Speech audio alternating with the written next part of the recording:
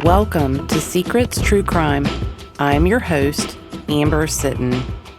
What is done in darkness will eventually come to light. That is the purpose of this podcast, to shine light on the story of Susan Osborne and her 14-year-old son, Evan Chartrand. They vanished from their home in the tiny Alabama community of Holtville on Memorial Day in 2017. They haven't been seen or heard from since, and their bodies have not been found. This is episode 11 of a serial podcast with each episode building upon the previous. If you have not listened to episodes 1 through 10, please stop and listen to it first, or you probably won't understand what's happening in this episode. Listener discretion is advised. This episode does not contain foul language, but the subject matter may involve violence, sexual content, murder, and adult themes. It's not suitable for younger listeners. If you know or have known Jerry, or knew Susan after she was married to Jerry, I want to hear from you. Someone knows something. Information you may think is small or insignificant could make a difference in this case, and you can remain anonymous. secretstruecrime@gmail.com. We are going to discuss Jerry Osborne quite a bit in this episode, and we are going to offer quite a bit of speculation. I want to reiterate that Jerry Osborne has maintained his innocence. To my knowledge, he still claims that Susan and Evan left their home with another man. When I began this podcast, the primary question in my mind was, where are Susan and Evan? That hasn't changed. It is the most important question of all to the ones that matter the most, their family. Private investigator Michael Fleming contacted Susan's family and Holly to offer his services to help locate Susan and Evan.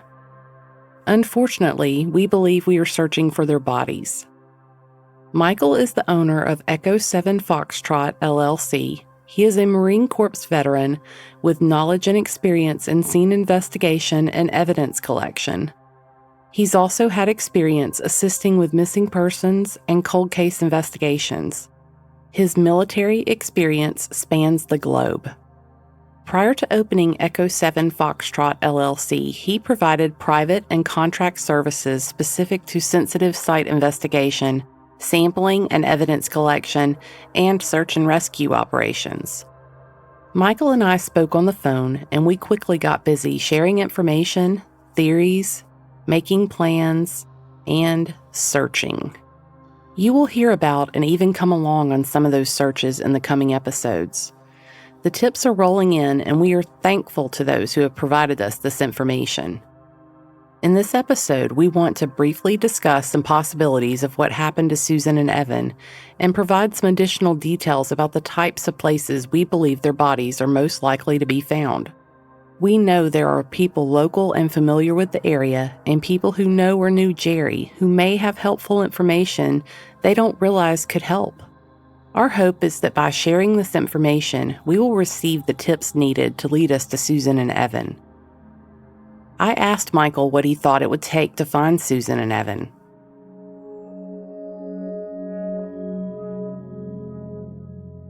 Well, we've got to go through the information and evidence that we know about.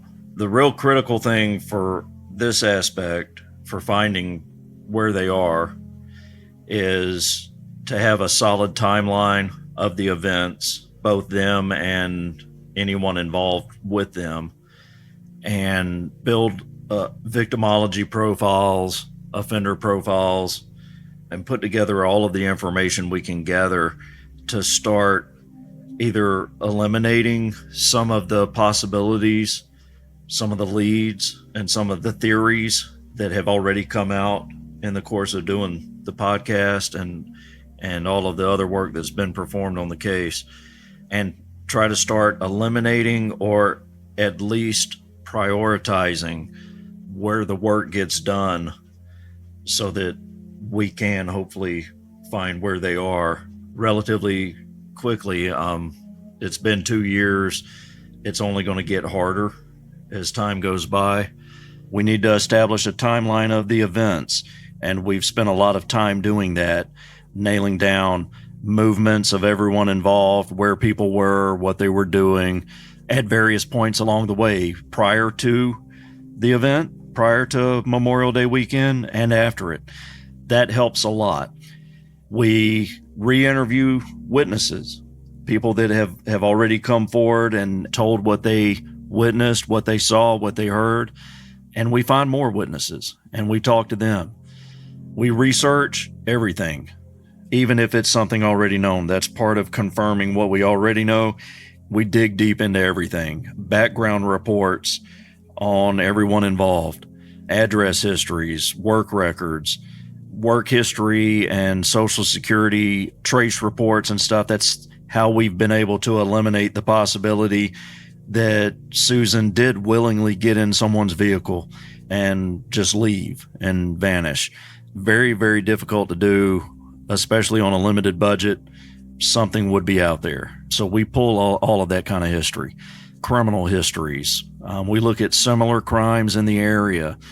We even go so far as to look at the person of interest's background. We've looked at Jerry's background. We've looked into his military records, which we submitted a Freedom of Information Act request to the Department of the Air Force and received his records. And we've gone through them. We know that he initially enlisted for 6 years. He was a contract E3. He re-enlisted at one point for 4 years. He extended that 4-year enlistment so that he could effect his permanent change of station to Colorado. And we've looked into what happened while he was on active duty. We know the details of the incident that has been described. We know that he was on a truck mission. They encountered a 6-array explosively formed penetrator, an EFP. 6-array means there were 6 of them. They encountered one and it went off. He was able to evacuate his team and get the truck back out of that area without any loss of life.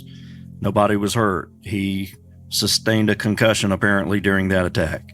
So in the process of confirming what we know and pulling as much background information as we can, that's the sort of stuff that we look at, because all of it is important and you never know which piece is going to be one of those puzzle pieces that you've been looking for. By this point, we all know Jerry told the investigators that Susan and Evan left with another man. I asked Michael what evidence, if any, he had found to support this claim. What everyone that's up to speed right now knows is that the first story that's out there, the answer that Jerry has provided is that they left with another man. Another man pulled up in a vehicle. They got in the vehicle and left. At some point, maybe they came back and collected their belongings while he wasn't at home. But the main gist of that potential theory is that they left on their own accord with someone else, and that's where they went. And he hasn't heard from them since, and no one's heard from them since. That particular theory, with everything else we know and all of the background research that's been done, it really doesn't jive. There's really only one person that's given that story. And as you've pointed out in previous episodes, the thought that was out there was, hey, she's done this before. But I think as you've shown, the circumstances in that case, that's not entirely true. She did not get in a vehicle and leave unannounced with another man ever. And then there's a lot of inconsistencies. The type of vehicle that they supposedly left in has changed over time. No one has come forward saying that they saw them either get in this vehicle or afterwards. Some of the background checking and stuff that I've done, there's never been another address associated with her Social Security number anywhere in the system. She definitely would not have left her daughter. That kind of gets into some of the victimology, the victim profiling that we've put together. There's no doubt in anyone's mind that knew her that she would have left her daughter. And just the more you consider that scenario of them leaving with someone else, other questions come up that just can't be answered. Why did she leave her car? We know that she did not come back and get her belongings. I believe that has actually been admitted to. Those belongings were burned or thrown away. And then it doesn't explain the stuff that was found that we know about after the search warrant was executed. It doesn't explain blood evidence. It doesn't explain holes in the flooring being ripped up. It doesn't explain the burning, the remodeling, or other activities. Leaving with another man just does not make sense. It doesn't fit with any of the other information that we know to be true. Another possibility is that someone else came in and either abducted them or killed them. That person could be a jealous lover of the husband. It could be an ex-husband or ex-lover of Susan's. It could be a robbery that just went bad. You could pretty much take that anywhere to try and explain a third party being involved in this and having either abducted or killed them. Again, that scenario doesn't really fit what we know. There's no witnesses for that. There's no evidence of that. There's no report from Jerry, who we know was home during or shortly after they went missing. There have been no sightings. There have been no recoveries of bodies that fit their description. And the big kicker is that a third party being involved doesn't explain the cover-up of the scene, the remodeling, the painting, the burning, and all of that stuff. Really, the only way to logically explain a third party being involved in this is if you consider that the husband was an accomplice. And then naturally we look at the husband. And that's the one scenario where everything basically fits. There are still some questions that during the process of the investigation have to be asked and addressed. This was her husband. They lived together. So could he really have done this? And I think as we get into some of the profile and the psychological aspects of crimes like this, you can see that the answer to that is yes, even though it can be unbelievable, it can be shocking, and it's definitely not the kind of thing that you want to hear, but that does happen, and we know that. And then there's other things in the aftermath that kind of show he could have done that, because there's been what I think is a pretty significant effort to cover it up, to cover the tracks and keep the public out of it, keep law enforcement from really finding the solid evidence that indicates, yes, he was involved. Everything at this point strongly indicates his involvement directly. One of the other popular theories has been that Jerry used the boat he and Susan owned to dispose of their bodies, since the Coosa River and Lake Jordan are just minutes away. There are two scenarios with a boat. One is that he used the boat to access land to dispose of their bodies. The other is that he actually placed them in the water. Investigators felt certain that the boat wasn't mechanically sound, but I still get regular communications from people regarding the boat. The first thing that we probably ought to address are two major theories that have come out in the material you've already presented, and we still get asked questions about this. The first one is about the boat. Knowing that Evan loved to fish, that's how they met, Susan and Jerry, and they fished pretty frequently. That's a very popular thing to do in this part of Alabama. And they had a boat. And just a short trip up the road is Lake Jordan. That's one that came out early in your podcasts. It's one that is frequently mentioned as we're talking to the public. And we have to look at that first. We know that a good bit of effort was made along those lines by the sheriff's department. They did find the boat. They did look at the boat. They don't believe that the boat was operational.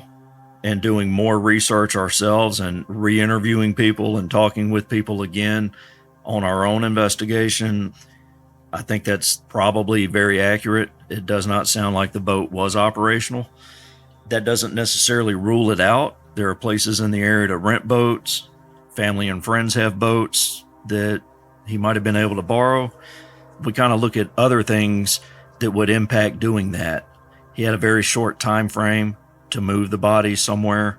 It was a holiday weekend. There's a lot of people in the area, particularly on the water over holiday weekends. We just went through the July 4th weekend.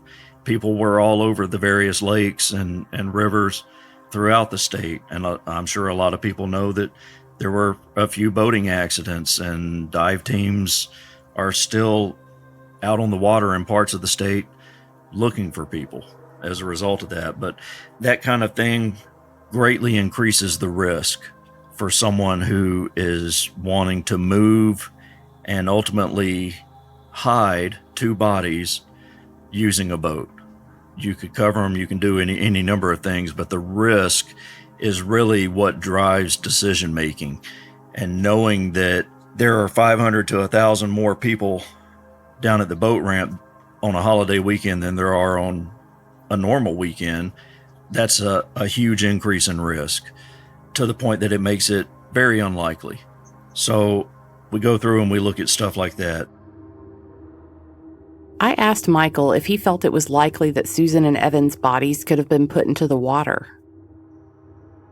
I believe that if he had put the bodies in water nearby, that there's a very good chance that they would have been found by now. There's always that outlier, though. There's always the chance that they weren't, but I believe that at this point, at least one of them would have been found. If we were talking about one person missing, I think the odds that he could have accomplished one of those outliers where the body doesn't surface after heavy rainfall, it doesn't move downstream, or any other number of possibilities. If it were one body, yeah, the possibility is there that he had a little bit of luck and that played in his favor. But with two bodies, you're greatly increasing your risk that they're going to potentially be found. Obviously, there are things that could be done, planned out, to lessen that risk.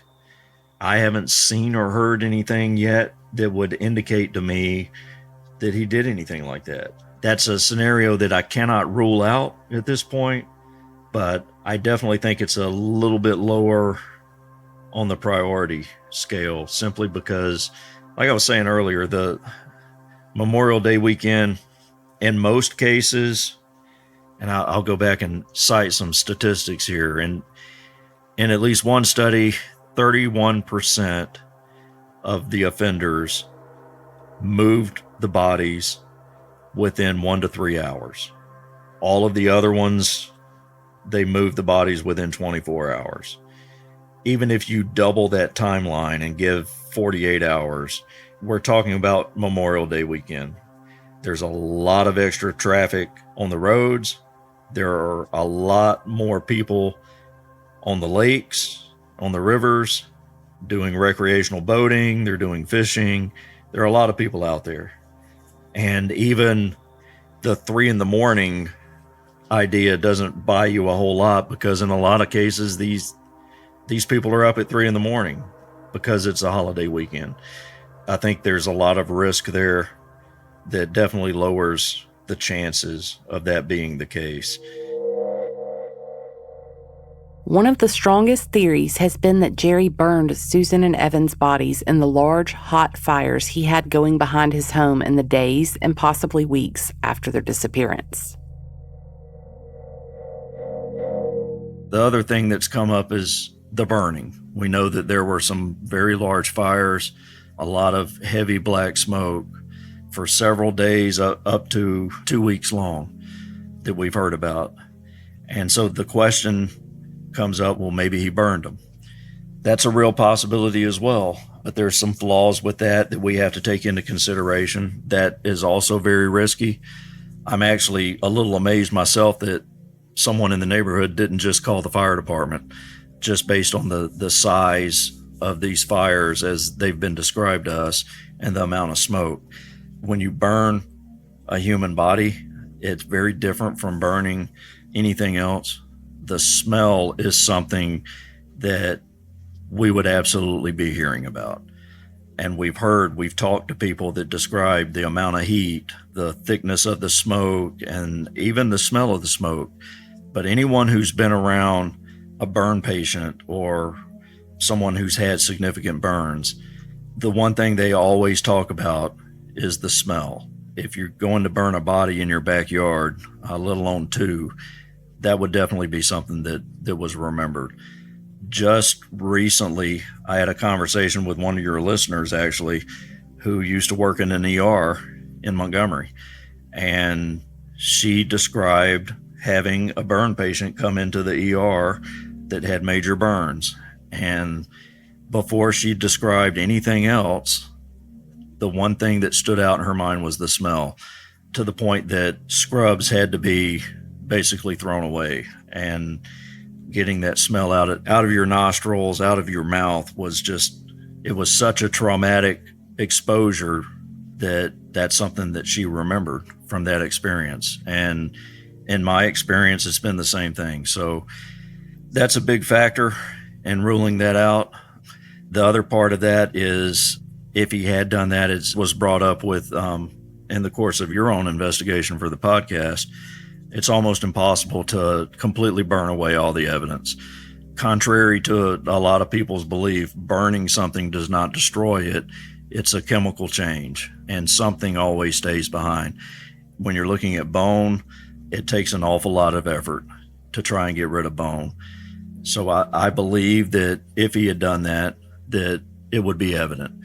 The sheriff's department may not have found a skeleton. They may not have found what to the average human would look like a bone from a body, but I think they absolutely would have found something, particularly teeth, small bone fragments, and that kind of stuff, all the information that came out in earlier podcasts. So I don't believe that that's a high priority for looking at this point either. I wouldn't say rule it out completely. There is one other major theory, and I would say it is currently at the top of our list of priorities. Could Jerry have dumped or buried their bodies somewhere? At this time, we believe this to be a very likely scenario. Our goal is to find them, but how do we decide where to start searching? Elmore County is 657 square miles, and much of it is rural and wooded. Michael is using science to help pinpoint possible locations, and this is where locals and others familiar with Elmore County and with Jerry can help.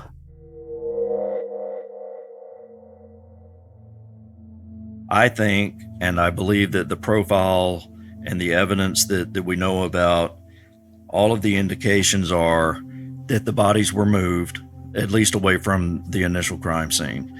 This is where that prioritization that I keep talking about comes in. Looking at the academic material, the statistics, in an overwhelming number of cases similar to this, the bodies, when they are recovered, are found within 200 feet of the crime scene. 200 feet, looking at it on the ground, you're talking about the property that they lived in, the residential property, and a 200-foot radius takes you about halfway into the neighbors on either side yard. And of course, about equal distance into the wooded area behind the house. So that's a possibility. It's an area that has been searched previously. It has been gone over actually several times, and it does not look like that's what was done. Unfortunately, what we can't eliminate for our own investigation now, 2 years later, is anything actually on the grounds. We have to depend on the search warrant that was executed by the sheriff's department and go with that.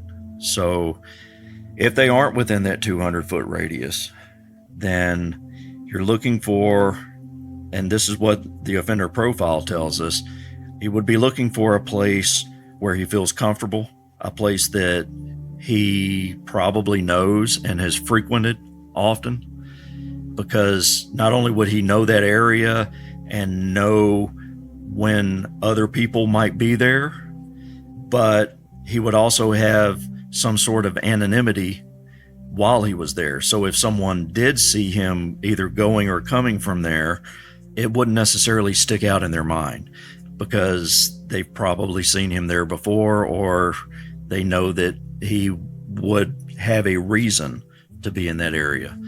But it would be far enough away from the crime scene to give the offender some distance. And that's really what the offender's goal is to create distance between where he normally is and where people are going to say they saw him and where the remains are eventually found. So we're really looking for a place where those two things balance. He's got enough distance from the crime scene to potentially eliminate him as a suspect, and he's also got enough anonymity and familiarity with that place to where even if someone did link him to that place, it could be explained away. In most cases, especially in this area, in the Deep South, you're talking about what's frequently a wooded area, a remote area, in a rural setting, a place that he could travel to without necessarily going through a major population center where he's potentially going to have to sit at a red light for 3 to 5 minutes with a vehicle sitting next to him. So we can use information like that to kind of identify places that meet those requirements, because we really believe, based on the offender profile and the academic material that is relevant to this case, that those are the kind of places that the offender would want. So any of those places are potential sites. A place that he went to frequently, it could be a favorite boat ramp, favorite place to fish, relatives' property in the area.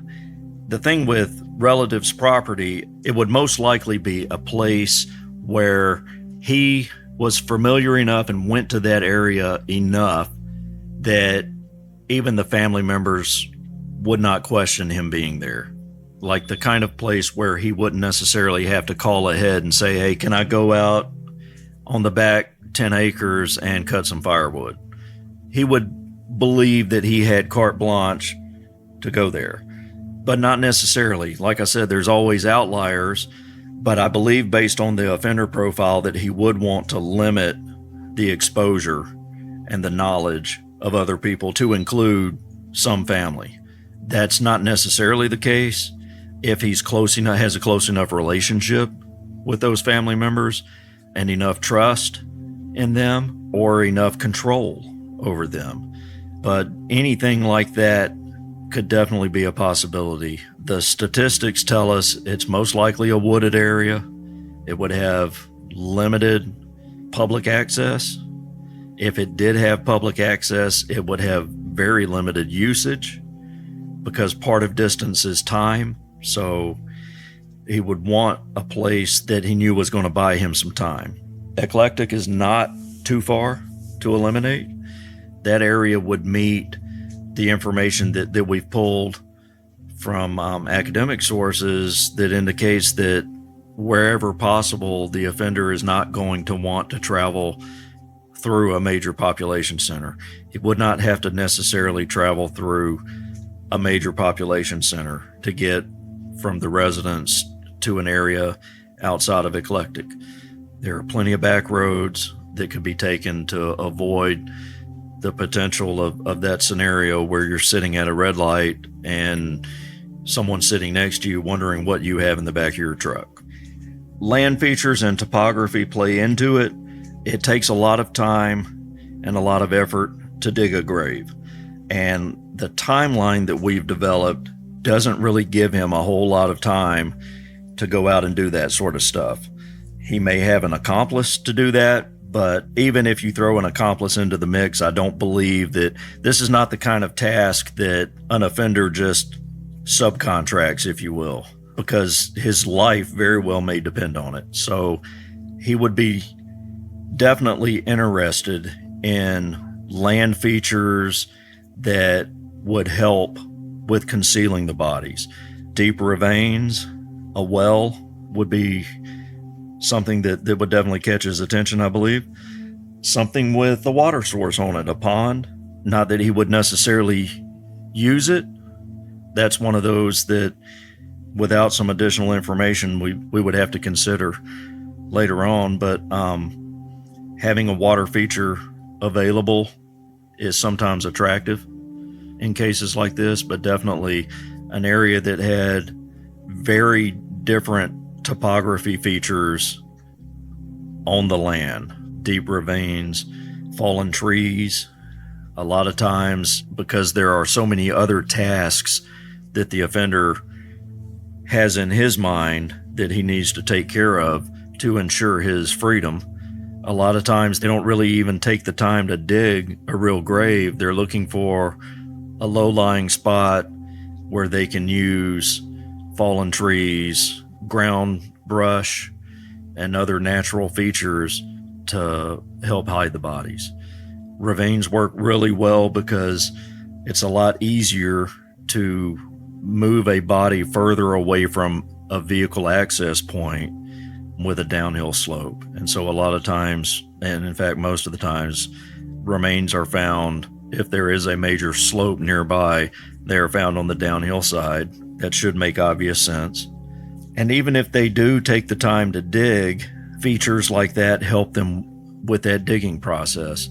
The ground at the bottom of a ravine is often softer. There are fewer large trees in those areas, and large trees have large roots, and large roots make it difficult to dig. That's another place where having a water feature like a pond on the property is helpful, because obviously the ground is usually softer around a pond, easier to move, easier to dig, and that sort of stuff. So I believe that the information that we have would make a place like that very attractive and would definitely raise that area's priority in our mind as a place that we needed to go and take a look at. Moving the bodies, it's not a trivial matter. Even a small framed, lightweight person can be very difficult to move. It's very strenuous. It's not the easiest thing in the world. So most likely, and of course the academic material backs this up, the offender will be looking for a place that has vehicle access and places along that vehicle access that cannot be seen from a major road. Obviously, they don't want to be seen while they're doing this. In the vast majority of cases, the remains are found within 100 to 150 feet of the vehicle access path. Depending on the weight and size of the victim, moving that victim much further than 100 or 150 feet, that's just about all most offenders can withstand, unless they have some sort of equipment with them to aid in that. I don't believe that would be the case here. If he were an avid deer hunter and happened to have his own sled system or something like that for his hunting activities, he could get some extra distance. But the other factor there, other than the sheer difficulty of moving the victim, when an offender is doing that, they are in a high state of alert. Even if he's frequented that property before and he's very familiar with it, his paranoia level is typically far too high for him to travel so far away from that vehicle that he can't see it anymore. Because obviously the likelihood that someone comes driving down that path and finds his vehicle there, he does not want that. He doesn't want to finish what he came out there to do and walk back to his car and find a game warden standing there asking him what he's doing. He doesn't want that to happen at all, but if it's going to happen, he would rather know that the game warden was there when he came walking up. There are multiple reasons why the distance from the vehicle access point to where the remains are located is typically in that 100 to 150 foot range. But visibility is big, vehicle access, and we can't lose sight of that having a reason to be there. That is very important to the offender, just in case someone sees him. So if he's not an avid hunter, he probably would not go to a hunting area where no one has ever seen him before. Even if he had access to go and come, there was no gate on the property, that would be a major part of his decision-making process because he knows that he might have some difficulty explaining why he was there. Now, if he's an avid hunter, then he might feel a little bit more comfortable with going to a place like that, because if someone were to ask him, I saw you out at the wildlife management area, why were you there? He would know what to say. But in this case, he may not. Fishing areas, though, those could be real good places to consider because he did fish a lot. He continues to fish. So he's in and out of those kind of areas. And while a public boat ramp doesn't meet these requirements, a lot of these areas where you can access a place to fish, to get there, you have to go through the type of area that we're discussing here. They're frequently wooded. They have multiple access points, and there are places along that route where you could stop for 10 or 15 minutes and not necessarily have to really explain anything. If you know of a location that meets the description given by Michael, we want to hear from you. We've been out doing searches. I know some people have seen us. There's been some comments made about that on Facebook already. That's no big secret. We're going back and looking at places that have been looked at before. We're going and looking at places that probably haven't been looked at before as a result of new information that has come to light during the course of this reinvestigation, if you will. The Sheriff's Department has done what they've done, and they're continuing to do what they do. Our focus is a little bit more narrow than what the Sheriff's Department is necessarily looking for. I mean, they've got a case to build. They're looking to build a criminal case, and that's not our goal. But in the process of what we're doing, there's a good chance that we're going to come across some things that will help the Sheriff's Department reach their goal as well. So putting out there to the public where we are, what our focus is, and the kind of information that helps this process, I'm hopeful that using the podcast, using the work that you've been doing, will help us get closer, because there are a lot of possibilities. There are a lot of different places that seem like they would be good places to do searches. Searches are manpower intensive, and even before you set foot on the ground with a team to do a search, there's a lot of work that goes into doing that, a lot of research, a lot of obtaining consent from property owners, that sort of stuff. So we want to be efficient in this process. We want to, when we put together one of those teams, when we put together a search plan, we want to feel pretty good that this is a real possibility that we're going out and looking at. But in some form or fashion, everything's being looked at. Without getting into specifics, I think the public might actually be surprised to know that the comments, the ideas that have been presented through the podcast, through Facebook and that kind of stuff, they all get considered, they all get looked at. And the reality is, we haven't totally eliminated any possibility at this point. We've reprioritized some things based on that background research, going out and taking a look at different areas, considering things such as accessibility, visibility, things like that, where we have certainly reprioritized some efforts to try and make sure we're being efficient in the process. But I think the more we can educate the public on what we're looking for and the kind of things that really help out, we can all have a chance at achieving this goal and finding Susan and Evan.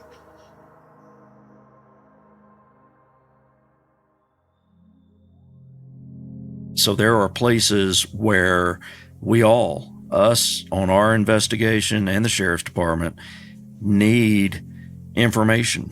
We need people in the public to come forward and tell what they know, what they saw, what they heard, what they've witnessed, because without that, you never know if seeing a certain person in the grocery store on this date, and maybe he was putting XYZ into his shopping cart, that might be the one piece of information, that one puzzle piece that's needed to make the leap between where we are now and probable cause to make an arrest.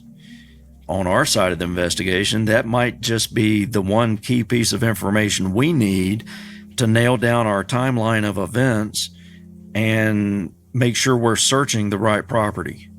So we really need, more than ever, people to be willing to come forward.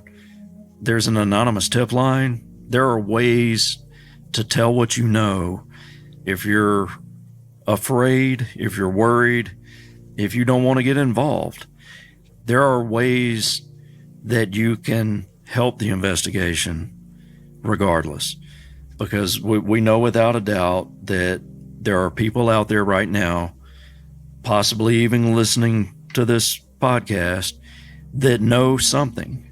And maybe you've convinced yourself it's not important, or for whatever reason you haven't said anything, but you really have no idea how important what you're sitting on could be to our investigation, to the sheriff's department, and ultimately to the family's closure. It's been 2 years. These family members, I don't think any of us can really appreciate how frustrating all of this is. And every time I've seen it, when someone has waited and waited and finally picked up the phone and said, you know what, I don't think this is important, but I wanted you to know that I saw so-and-so at the grocery store doing this on this date. And that's been the one piece of information that broke everything open. I think everyone in this business has at some point in time seen something similar to that. It's often not very dramatic. It's not like it is on television shows, but you just never know. So it doesn't matter who you are, where you are. If you know anything about this case or the people involved, I definitely encourage you to get your portion of the story out there, one way or the other. Find one of those anonymous routes if you need to. As Michael and I have both mentioned, searches have already begun, and some of these searches are the direct result of tips provided by listeners to this podcast and other members of the public. Holly received a tip regarding an abandoned well. Last week, Michael and I made the trip to the property to take a look at this well. So a property owner notified Holly of a well on her property, and the property falls outside of all of the other parameters that I've been talking about, but it is accessible. And she told us this well is there. She said that she had thought for a long time that it might be a possibility, it might be worth checking out. So we did, even though, like I said, even though it did not meet all of the other things that we've been looking for in a potential place to search. We went out and looked at it, and we're actually going to be doing some follow-up with it, just in case. So anything like that, your ideas are not going to be pushed to the wayside. There's a good chance that it's something that's already been talked about, and it may not have the level of attention that it needs right now because it's been a conversation between us. It's been a conversation between investigators. But then when someone on the outside, someone in the public, sends an email or makes a phone call and says the same thing, then it becomes a little bit different. Then, when it's coming from the outside and the investigators have already been talking about it, we definitely look at it. We definitely follow up on it. So any piece of information like that is important. It all gets considered. If you don't want your name brought up, your name doesn't have to be brought up. The most important thing here is getting the information to the right people. Know that we're looking at it. I know the sheriff's department is still looking at stuff too. We're not the only ones. There are definitely multiple avenues available right now. If a door opens, we're going through it.